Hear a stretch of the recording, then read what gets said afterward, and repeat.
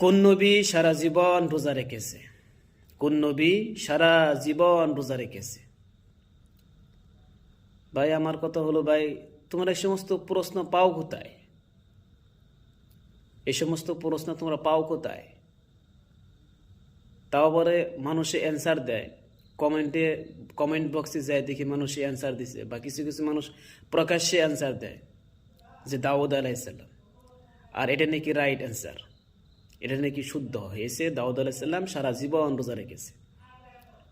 হুজুর পাক সাল্লাল্লাহু আলাইহি সাল্লাম দাউদ আলাইসাল্লামের সম্পর্কে বলেছেন যে আল্লাহ রাব্বুল আলামিনের কাছে সবচেয়ে পছন্দনীয় রোজা হয়েছে দাউদ আলাইসাল্লামের রোজা। আর দাউদ আলাইসাল্লাম তিনি একদিন রোজা রাখতেন, আরেকদিন ছেড়ে দিতেন, একদিন রোজা রাখতেন, আরেকদিন ছেড়ে দিতেন। এরকম করে তিনি সারাটা বছর রোজা রেখেছেন, তিনি সারা জীবন রোজা রাখেন। আর এই হাদিস হলো বুখারী শরীফের হাদিস, মুসলিম শরীফের হাদিস।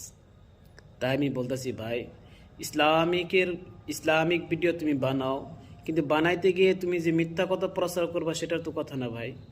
তুমি অল্প ভিউর জন্য তুমি এই সমস্ত প্রশ্ন বানায় বানায় প্রশ্ন বলো।